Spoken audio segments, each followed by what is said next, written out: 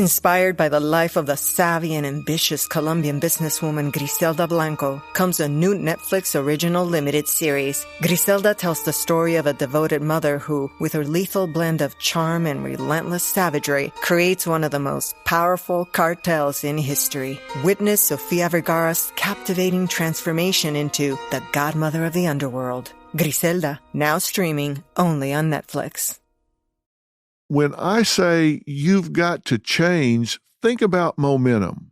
If you want to really change the way you're living your life, something dramatic has to happen. Because if you think just all of a sudden you're going to listen to me for a few weeks and just automatically your life's going to change, it will not. You are going to consciously have to change how you live day to day, week to week, month to month.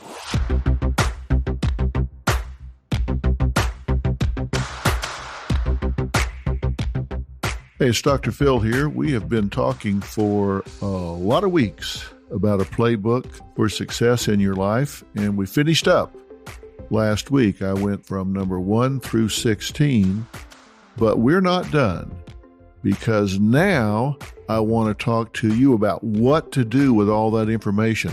It's one thing to know those things, but how do you fold it into your life and really start making a change? 16 different things that you can do in your life to really make a difference. Let's say that you have actually written these things down, actually thought about them, actually gone to the website and learned what each of those things are. Like number 1, you must have a defined image and never go out of character. 2, you must create a perception of uniqueness. 3, you must play big, not long. Number 4 was you learn to claim and accept praise and acknowledgement, and you do it in a gracious way, but you do accept it. Those things and all the others. Well, how do you actually fold that into your life and make a change? I'm going to tell you what I think is a way to go about this. You know, I'm in Hollywood now. It's strange for a Texas boy. I put on makeup every day. Who would ever thought I'd have done that? But I do. Since I'm in Hollywood, we think about scripts out here. You know, what's the script for this movie? What's the script for that TV show? And I work on scripts every week for different shows that I'm involved in. I want to talk to you about a life script. I want to talk to you about a script for the rest of your life. Now, I don't know how old you are as you're listening to this, but I do know that somewhere on that number line, if you're a man, your life expectancy is 83. If you're a woman, it's 85 to 87. Somewhere between 0 and 80s, you're on that number line somewhere. Think about it. If you're 35, you've got like 50 years left in this world. If you're 40, you've got 45 years left in this world. And sometimes we can get to thinking, yeah, well, I kind of blew it early on, so I'm stuck with where I am. I'm stuck with my life. I'm stuck with what I'm doing, and I'm stuck with my station. That is absolutely not true. Let me tell you, when I came out here and launched Dr. Phil years ago, I was already 50 years old and started an entirely new career. And it was my third career since I had gotten my doctorate. And I had a career before that. So this is like really the fourth major thing I've done in my life. And it's the thing I've done for the longest period of time. So listen, don't be telling me that, yeah, it's too late. I blew it early on. I lost this game in the early innings. No, you didn't. There's 9 innings in this game, and so you can always rally and come back. Now, how do you do that? Well, when I say life script, I mean I want you to think about what you would really like for the rest of your life to look like. And remember, I told you the difference between a dream and a goal is a timeline and accountability. We talked about that. So you already know there is a way to get from where you are to where you want to go. We do not jump buildings in a single bound. We aren't supermen. We aren't superwomen. We have to take it floor by floor by floor, but that's okay. You've also heard me say, time's going to go by That's the one thing you can't stop. Think about this. The rest of your life is going to go by whether you're doing something about it or not. First year is going to go by, second year, third year, fourth year, fifth year. And I am a strong believer that small changes aggregate. They add up into big differences across time. But where do you want to be? Where do you want to be at the end of 2023, 24? What is your life script? If you don't like what you're doing right now, or maybe you like it, but you don't love it, maybe it fills some of the squares on your sheet of paper, but not all of them. Maybe you want to do what you do better, but maybe you want to add to it. Some people are really lucky in that their vocation, what they get paid for, and their avocation, what they do for fun, happen to be the same thing. That's true for me. My vocation and my avocation are the same thing. I love what I do.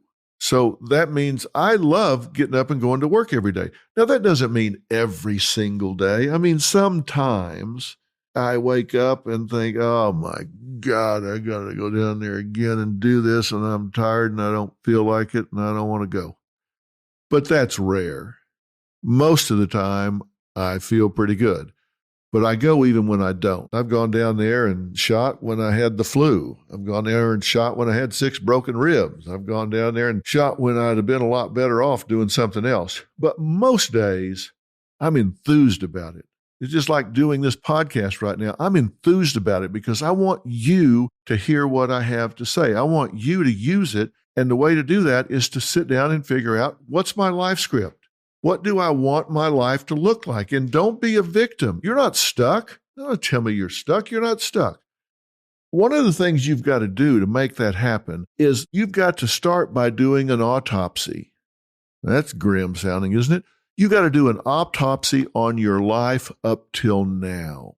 Let's assume that your life is not everything you want it to be. Let's assume it's not where you want it to be socially, emotionally, romantically, financially, spiritually, health-wise, whatever. I don't know. I don't think I've ever met anybody that's 100 in every category. And some of you think your life sucks in some category. You think it's horrible. I don't know where you are on the continuum of 0 to 100. But let's say that you do an autopsy on your life up through today, and there are areas that aren't what you want them to be. I think it's worthwhile to do an autopsy and figure out why not. They do an autopsy, they bring a body in, put it on a slab and start taking it apart, figure out why it broke down, why it died, why it's not still alive, why it's not doing well in this world and instead is laying there dead. That's what I mean. I want you to do an autopsy on your life up to this point. Why are parts of it, if they are, laying on the slab? Why is your career dead? Why is your marriage dead? Why are your hobbies and fun? Why are different aspects of your life dead? Do an autopsy on this, and here's what you're looking for. Of course, you're looking for the general why. If it's not the way you want it, why not? But the main thing you want to know, the real question you want to ask, is what role you have played in it not being where you want it to be. Have you been too passive? Maybe you've been too aggressive. Maybe you've been too pushy. Did you quit too soon? Did you make a bad choice or make a really bad decision? Did somebody hurt you along the way and you didn't take the steps to heal that pain and you let them have your power and cause you to shut down and withdraw from life? I don't know. But you know. You have just never really sat down and asked yourself, the parts of my life that haven't worked up until now, the parts of my life that aren't working now, why not and what role have I played in them not working until now? Have I been afraid to ask for what I want? Have I not believed in myself? Have I not spoken up for myself? That's what I want you to ask yourself right now. I'm going to give you some steps to follow in this. Okay? I'm going to give you some steps to follow in this. The first step I want you to do is to ask yourself what traits and characteristics you assign to yourself. Based on your history, Look, you've watched yourself. You know yourself better than anybody else. What are the traits and characteristics that you have assigned to yourself? Maybe some of those are really negative. And I've told you how you form those. You form just like you form traits, characteristics, and concepts of anybody else. If there's somebody at the office that you think's a real brown nose, or you've got some friend that you think's a real two-faced gossip, or you've got some friend that you think is the most buttoned up, loyal, solid person you've ever met, why do you think you have those opinions of them? Good or bad, you form those opinions based on your observations of them. And that's exactly how you have formed your self-concept, your self-esteem, your level of self-worth. You have watched yourself. Maybe you choke when it comes down to those big moments in your life. Then write that down. Say, hell, I'm a choker. Comes time to ask for a raise, I choke. It comes time to ask that pretty girl for a date, I choke. It comes time to approach that guy that I've been wanting to go out with, and I just don't do it. And maybe you have positive attributes as well. You say, when it comes down to it, I don't have any quit in me. I hang in there. I know that about myself. But I don't do it in certain areas of my life. I do it at work, but I don't do it in my social life. I do it with my friends, but I don't do it with my kids. I want you to ask yourself what attributes, traits, and characteristics have contributed to what's working and what's not working in your life. So do the autopsy. What's working and what's not working in your life? I'm Katie Maloney, 37, a divorcee, and I'm out here falling in love every day with myself. And I'm Dana Cathan, 33, former needy mess, and delusional Leo, but I've never been happier. Never been happier. You know that. Good. The foundation of this podcast is for people who want to live their life unapologetically. It's a safe space for anyone who's going through a transition in their life or just dealing with the regular bullshit. It's a religion. We're not saying that we're looking to start a coven, but that might be why we started but this we're podcast. not saying that. Join our cult. Community. The coven. Religion. Okay, let's just stick with community. Listen to the podcast. Listen to the podcast. Hi, this is Rachel Yucatel, and I'm here to invite you to listen to my podcast, Misunderstood with Rachel Yucatel. This podcast delves into the lives of those who have been reduced to a single headline. Each episode will take a closer look at the stories of those who are on a mission to change their narrative. Join me as we uncover the truth behind the misconceptions, shed light on the stories of those who have perhaps been wrongfully portrayed, explore the complexities of the human experience, and celebrate the power of second chances. Who doesn't love a good comeback story? I'll give you an example. Everything that I'm telling you now, I did today. I wanted to review it. I did today. I wanted to sit down and say, okay, what are the things that I assign as attributes? What about my life is working and not working? And why do I think that's true? One of the things that's not working is work. I probably work too much. For example, right now, it's like, what time is it? It's 8 o'clock on a Sunday night. I could be in the recliner in the den with my feet up watching Sunday night football, but I'm not. I'm back here doing this because I'm very excited about it. Robin's upstairs doing something that she's probably excited about, but I realize that I probably work too much. So if I do an autopsy on my life, that thing I say a lot keeps haunting me in the back of my head. I've never met a man on his deathbed that said, I wished I'd spent more time at the office. Never met a man on his deathbed said, I wished I'd have spent more time working.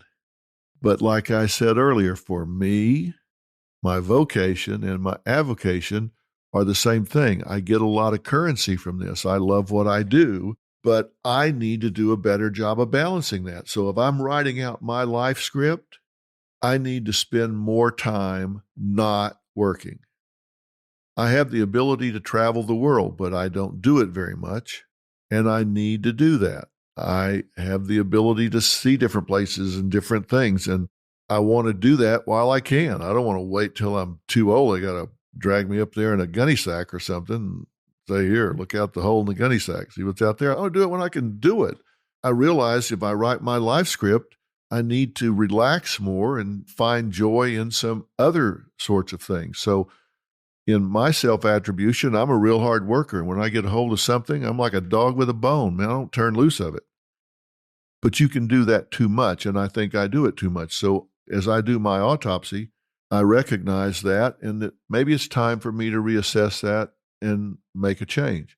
When I do my self-attribution list, I recognize I have a very cerebral approach to life. I'm much more cerebral in the way I approach the world and all the people in it than I am heartsy or emotional. That doesn't mean I'm not emotional. I'm just a lot more cerebral than I am feeling-based. I mean, Robin, sometimes something really great will happen, and I have a great sense of satisfaction inside, but I don't necessarily show it outside. And she'll say, come on, give me something. Give me a happy dance. Jump up and down. Do me a 360. Do something. Like throw caution to the wind and break into a smile. And I'm like, no, seriously, I'm happy. I really am. I'm really happy. And I have this great sense of satisfaction and fulfillment inside. But I'm not somebody that's going to run down the street with my arms over my head going, woo! I'm thrilled to death. That's not me. But I realize that's just the way I approach things, and it works for me. You always hear me ask people, so how's that working for you? Well, how's that working for me? Pretty damn well. Do I need to bounce it out a little more? Yeah, probably so. But on the other hand, it's working for me. My family's happy. My family's healthy. I get along with my wife. I get along with my boys. I think I've had a relative degree of success in my life. I'm in good health. I'm not depressed or anxious. I mean, it works for me. It's my comfort zone. I like it. I like to be intellectually challenged. So that would be an attribute that I would want to keep in my life script. So those are the kind of things I want you to look at. Is there something you do too much of or not enough of? Or the things that you just absolutely have to change? If you're a drug addict, stop. If you're an alcoholic, stop. If you're a rageaholic, stop. If you're disloyal and a two-faced backstabber, stop doing those things. Stop self-destructing. There are some things you just absolutely want to stop. If you're a bleeding heart liberal and that works for you, embrace it. Do it if that's what makes you happy.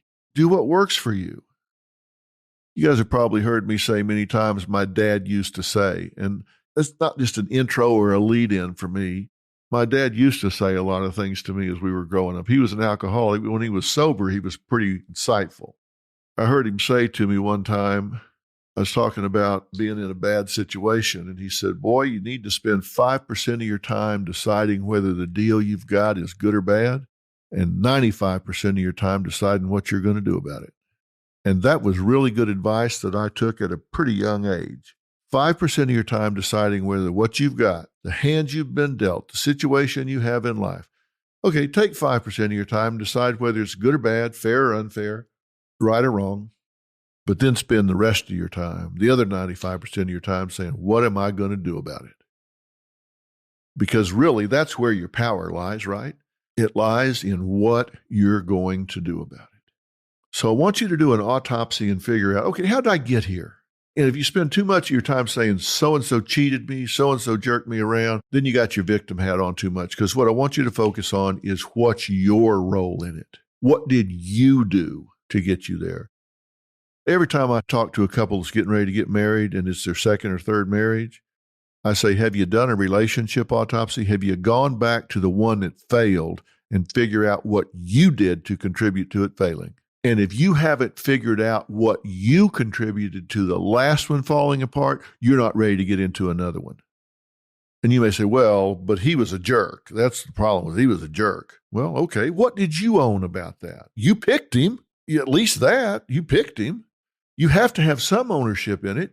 You have to figure out what it is you did that caused something to run off the road before you write this life script, because you don't want to take those things that got you where you don't want to be and carry them forward trying to get where you want to go. Like I've said before, I'm a pilot. If I got in the airplane and took off and just as I was climbing out, it crashed, if I lived and I got a ride back to the airport and got another airplane, took off and crashed, and I lived, and I got a ride back to the airport and got another airplane, don't you think somebody'd say, hey, wait a minute there, Phil. Why are you crashing? I don't know. Get out of the way. Whoa, wait a minute. Don't you think you ought to figure out why you're crashing before you take off again? If I can't figure that out, then somewhere a village is missing its idiot. I need to figure out why I'm crashing before I take off again, right? And I'm asking you to take off again in your life. I'm asking you to relaunch here. Let's go rolling down the runway. But if you haven't got exactly what you want so far, then you need to figure out what you did. And you can say, well, it was a crummy airplane. Well, it's bad weather. Well, then I picked a crummy airplane. I took off in bad weather. Somehow or another, you own how you got where you are. Don't be in denial about that. Don't blame everybody else because you have ownership. Figure out what it is so you don't repeat the mistakes you've made in the past. And then you have got to play the what do you want game. You've got to ask yourself, what do you really, really want? And when I say, what do you really, really want? There's a circular game you can play here. And it's got 3 questions to it. Question number 1, what do you want? Well, I want to be financially secure. Okay, how would that make you feel? Well, I would be thrilled. Okay, so what you really want is to feel thrilled. What are you willing to do to be thrilled about your life? Well, I'm willing to work harder. I haven't been applying myself enough. I'm willing to work harder. Okay, and if you worked harder, how would that make you feel? Well, I wouldn't be so frustrated with myself. I'd be more self-satisfied. Okay, so what you really want is to be self-satisfied. What are you willing to do to make yourself be more self-satisfied? Well, I think I'm willing to hold myself more accountable than I have in the past because I let myself get away with being lazy in the past, and I'm not going to do that anymore. You see the circle. All right, so you're not going to be so lazy anymore, so you're going to work harder. How's that going to make you feel? Well, maybe for the first time in a long time, I'm going to be proud of myself. So what you really want is to be proud of yourself. Doesn't have anything to do with money. You want to be proud of yourself. You want to be proud of what you do. You want to be proud of what you achieve. And that doesn't have a number attached to it. You want the experience that you think money will bring you. And you know what? You may be exactly right. Everybody says money won't buy you happiness. Well, maybe not, but you can afford to go where it is. If you've got money, what's wrong with that? There's nothing wrong with having money, but you need to understand why it's important to you. It's not just important to you because you can buy a red Mercedes convertible. What's important to you is how you feel when you're driving that red Mercedes convertible. You feel accomplished. You feel proud. You feel like you've done something. You're looking for the feeling that things bring you, that money brings you, that a car brings you, that a job brings you, that acknowledgement from others brings you. There's currency that goes beyond the material, the money, the thing. So you have to decide what is it you want. We've all seen the headlines in the news of how someone lost their life in an act of cold-blooded murder. And while it's sad and grabs your attention, most people go on with their day without giving it another thought. But have you ever stopped to think about the life of the person at the center of the news story? They were more than just a headline or a statistic. They were someone's loved one or friend. I'm Mike Morford, and my podcast, The Murder in My Family, dives into some of those stories to help listeners get to know the person who was lost and how their death affected those closest to them. Listen to The Murder in My Family everywhere you listen to podcasts. There are well over 100 episodes to binge on now.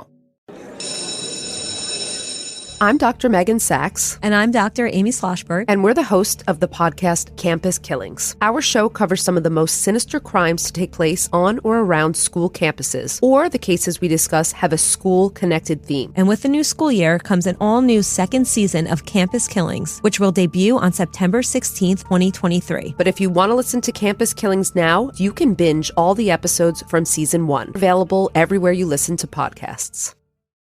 So, what have I said so far? I've said, if we're going to hit the reset button and relaunch, before you start off, before you roll down that runway, do an autopsy on where you've been. You run down this runway before and it didn't work out just exactly the way you wanted it to, so let's figure out why not. What have you done or not done that needs to change? Okay? What are your traits and characteristics? The good ones that you want to take with you and the bad ones you want to leave behind. Then what is your life script? What do you want the next 10, 20, or 30 years to look like and feel like? And to get that really dialed in, you've got to play the what do you want game. What do I want? How would it make me feel? And what am I willing to do to get there? And you just keep going around in that circle. And the only rule you have is don't repeat yourself. You will eventually lead yourself to what you really, really want. Okay, now, last Tuesday, you heard me say you have to shake it up to break it up. If you're going to relaunch, I told you change everything you can so it feels like a new day. It feels like a fresh day. It feels like something completely different. Now, I want to be very specific with how I want you to do that here. I want to be very, very specific about how I want you to do that here. Because when I say shake it up, I mean at every level. And most importantly, I want to talk about the people in your life. Anytime you write a script, there has to be players, right? You have to have players in your script. This is not going to be a one-man or a one-woman play, one-man or a one-woman movie. There's going to be other players in this. So let's talk about the players. And I want you to make a list of the people in your life right now. You got a pause button there, so let me finish, and then you can hit the pause button for a minute. I want you to make a list of the people in your life. Now, you can go back historically and make a list of the people that maybe you don't see all that often, but they're still an impact in your life. You can make a list of the people in your social life, in your romantic life, in your church life, in your work life, in your neighborhood. Maybe you're involved in school for your kids. Just make a list of the people, and maybe you can break them down by categories. That makes it easier. But make a list of the people in your life. Take some time to do it. This might include your in-laws, your siblings, your parents, neighbors, just the people in your life. So hit pause and make the list. Okay, welcome back. You got that list in front of you. Now, there are a lot of different ways you can categorize and break people down. I always hate it when people say, there's two kinds of people in this world. There's a million kinds of people in this world, but it helps to break them down into groups sometime, doesn't it? And one of the ways I like to break people into groups is in real fundamental ways. And one of the fundamental ways is when I look at the people in my life, there are givers and there are takers. Now think about that. There are people in your life that are givers. They're always ready to help out if help is needed.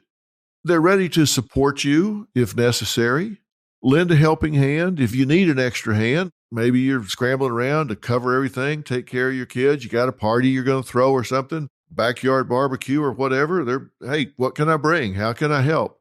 Whatever. Maybe there's been a death in your family. And so they're around saying, hey, what can I do? How can I help here? Maybe you're going to have to go to the doctor or the dentist and you need a ride because you're going to be a little dopey afterwards or something. Hey, what time? I'll take you, pick you up. There's people that are givers. And then there are people that are takers. Now think about it. The only people they ever want to talk about are them. The only thing you ever do is for them. They're willing to let you do anything in the world for them. They never reciprocate. They will whine to you. They will suck you dry of every ounce of life energy you can muster. They will come over when you're having a perfectly good day and sit there and bitch and whine and moan and suck you dry till you just want to scream. They will borrow money. They're just takers, mentally, emotionally, energy-wise, financially, time-wise. They just have no empathy, no sense of the impact of what they're doing or not doing on your life. They are takers. Split your group up that way. Who are givers and who are takers? That's a real fundamental way to divide your people up in your life. Now, there are other ways. You can say who's toxic and who's not, who's honest and who's dishonest, who's loyal, who's disloyal. But it's a real fundamental way to just say who's a giver and who's a taker, who contributes to my life and who sucks me dry. And those people who go on the suck me dry list, Those people who are on the taker list, you need to hit the eject button on those folks, because let me tell you, you got a finite amount of life energy. And when those people come over and start draining you, that's an hour you'll never get back. And when they leave, you are so depleted, so irritated, so frustrated, listening to them complain and whine and bitch and wear their victim hat, that you're just discombobulated for hours. You do not need that in your life. So you want to distance yourself from those people. And I'm not saying you need to confront them. I'm not saying you need to say, okay, I need you to come over at 3. You come over at 3:15. You come over at 3:30. I need you at 3:45. You don't need to do that. You never need to say a word to them. The decision is yours. You don't owe these takers another 5 minutes of your life. Just all of a sudden, you're not reachable. All of a sudden, you're just not around. My executive producer is Carla Pennington, absolute rock star. Been my executive producer since a year before we went on the air. The day she came on board, she had infant twins, and people were saying, oh my God, how in the world is she ever going to do a startup of a show with 350 people on staff? There was just an energy about her that I just knew. It's not going to be her keeping up. It's going to be us keeping up with her. And that was exactly what's happened over the last 18 years. Talk about a giver. She is a giver. You meet people like that just contribute. Then there are people that are just as strong in the opposite direction. But she was telling me the other day, I said, do you think this person knows they're not doing a good job? And she said, one of the first things you told me almost 18 years ago is that people don't need to worry when you're talking to them, even if it's telling them what they're doing wrong. You said people need to worry about you when you quit talking to them. And she said, I've seen it over the last 18 years, because there's a point at which you say, I'm not willing to invest any more time or energy in this person because they do not have a future here. There is no point in spending another 30 seconds counseling this person, talking to this person. It is not going to matter, because they're not going to listen and they're not going to be here. So it isn't going to make any difference. I've just learned when you stop talking to somebody, I need to start looking for somebody to replace them, because I know they're not going to be here. And it doesn't matter whether it's somebody that cleans up the office at night, or it's somebody that's doing graphics, or it's somebody that's handling the uplink to the satellite. They either get it or they don't. Once you decide they don't get it, you'll work with them. But then all of a sudden, when the conversation dries up, yeah, I need to start looking for somebody else. I don't confront anybody. It's just one of the rules of life. You don't want to throw good money after bad, good energy after bad. So you don't need to confront all these people. Just make the decision. And if it's the decision that, nope, this person is not constructive, then just don't invest any more time.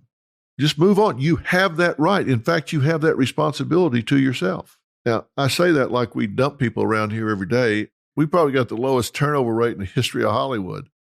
Like I say, I've got the same executive producer since day one, got the same director, got the same 7 cameramen, got the same security guard, got the same supervisors. I've watched these people grow up and raise kids and put them through school. And Carla's infants that she was raising are now off to college. But you'll run into people that they're just not a good fit in your life, or maybe they're toxic in your life. But you've got to decide in this life script you're writing, who gets a part in your life, who gets a part in this script. And then you need to start recruiting those people around you that can help. You really need to start seeking out people that can help. You know, I've got the #1 show, and I'll tell you why. I have surrounded myself with really smart people. I've surrounded myself with smart producers, smart directors, smart sound people and lighting people and bookers. I've surrounded myself with absolutely the best team in television. Now, every host is going to stand up and say they got the best team in television. I have the best team in television. That's why we're #1. Let me tell you something. One log won't burn. You put me out there with a bunch of Nimrods, nobody to talk to. They're not interesting. They don't have interesting problems. They don't have interesting issues. The stakes are not high. It's going to be like watching paint dry. I'm as good as my team makes me. I know that I surround myself with really smart, creative, intelligent, motivated, passionate people. At Dr. Phil, money is paid, but it is not about the money. You cannot pay people enough to work the way these people work. You cannot pay them to be up at 3 o'clock in the morning talking to a victim of domestic violence and getting her to a safe house. There's not enough money. They've got to care. They have got to have bought in to the mission.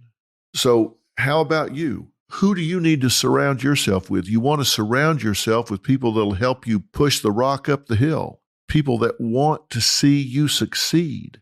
So you need to recruit those people around you. Make a list. Do you need a good friend? Do you need somebody that can help you and support you with your exercise? Do you need somebody that can be empathetic with you as a mother or as a single mother? What do you need in your life?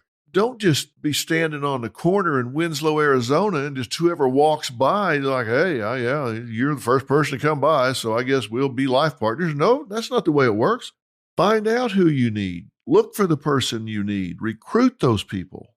And you know how you're going to recruit them? You're going to recruit them by attracting them to you. And let me tell you how you're going to do that. I talk to people all the time about dating, about how to find somebody to share their life with. And I give them a piece of advice that I'm going to give you right now. I want you to decide if you were going to meet somebody new. Well, let's just say it was in a dating situation. We can use that as an example. It doesn't matter. But let's say you're going to meet somebody new and you don't have a lot of time with that person, maybe an hour, hour and a half, 30 minutes, I don't know. What is the one thing that you would want them to take away from that encounter about you? Now think about that, because this is really important. If somebody meets you for the very first time and they leave that encounter and they go talk to somebody and say, yeah, I just met Susan, and they say, tell me about her. What is the one thing you would want to be certain she took away from that encounter with you that she would report to her friend in describing you?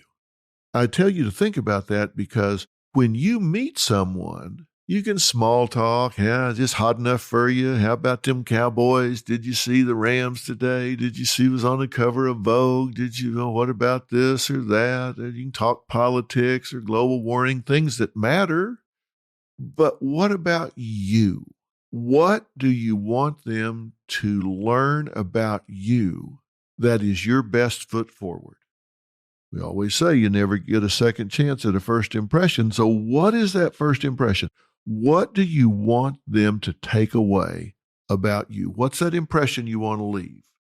Like I said, if you're on a date, what do you want them to know about you? You meet them for coffee the first time. You don't want to go off with them alone. You don't want to go on some 3-hour date because they may be an undesirable person. So you want to keep it short. But what is it you want them to know about you? What's the most interesting thing about you that would make somebody want to be with you again if you wanted to be with them again? What's the one thing that would be critically important? And you need to sit down and write this down. Now, this is going to sound really funny, but you really do want to write this down because this is your first impression. This is your statement. This is the character of you. This is the character of you, and what is it you want them to know about you? Never met you before. They're going to decide if they want to meet you again. What is it you want them to know about you? See, I deal with this every day because I've dealt with 20,000 guests on Dr. Phil. They walk out there and look me in the eye, and I have to make an impression on them right there. I meet more people than most people meet. Most people don't meet 1,000 people a year, but I do. I know the one thing I want them to learn about me right straight up front. It's not haphazard. It's not different every day. There's one thing I want those people to know about me. Every one of them, for sure. It's a very clear message. You want to know what it is? Well, I'll tell you. I want them to know that I take my role very seriously. There are cameras around, but this is not about TV to me. TV is incidental to me. I'm not there making a television show. I take my role very, very seriously. I want them to know that they will never meet anybody in their life that is going to work harder for them than I am in the next hour. Just those two things right there are a good start. I want them to know I take my role very seriously. I mean, think about it. They have written in, on average, 25 or 30 times. They've really worked hard to get there. They've made a decision that they're willing to do this publicly in order to get the help. They packed their suitcase. They got in a car. They went to the airport. They got on an airplane. They flew across the country. They got in another car. They went to a strange hotel. They checked in. They started telling their story and answering a million questions, and they walked out there in front of God and everybody and sat down and air it out. I want them to know I take it very seriously, because in that moment, looking me in the eye, they'll forget about those cameras. They'll forget about the millions of people watching, and they'll know this is my moment. He's done his homework, and he's taken this very seriously, and I do not want to blow this opportunity. I want them to know nobody's ever going to work harder for you than I am right now. I have worked hard before you got here. I'm working hard for you right now. And the third prong to this triangle is I will tell you the truth as I see it, whether it's what you want to hear or not. And most people don't have the courage to do that. Most people will tell you what you want to hear. It's easier. They're takers. They'll just tell you what they want to hear, move on down the road. Yeah, you're going to be fine. Yeah, it'll be all right. It's going to be okay. And I won't do that. I'll tell them, you need to get a divorce before dark today or he's going to kill you. I'll tell them that if that's the way I see it. I tell them the truth as I see it. It takes energy and it takes courage to do that. So when I meet somebody in that arena, I want them to know I take my role seriously. I'm going to work hard for you, and I'm going to tell you the truth as I see it, whether it's what you want to hear or not. There's no mystery about it to me. I don't have to think about it every morning, like, what foot do I want to put forward today? That's it. How about you? What do you want people to know about you? What do you want them to take away about you? In fact, that's what I want you to take away about me with regard to this podcast. I want you to know I've taken my role here very seriously. And I have worked very hard because I want you to change. I want you to rise above the noise in your life. I don't want you to be wallpaper. I want you to pop out of that wallpaper. And the first person you got to sell is you. The most important relationship you're going to have is not with this list of people you're making. It's the one you have with yourself. And believe me, there is a certain constellation of your traits and your characteristics that's a bell ringer. You may have 100 traits and characteristics, but there's 5 or 6 in combination presented with conviction that are going to make you highly desirable to anybody you meet.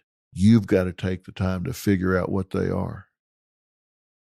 You've got to have the courage to put them out there. And when you do that, these people I'm telling you want to recruit, they're going to see that in you and they're going to say, you know, this is somebody I want in my life.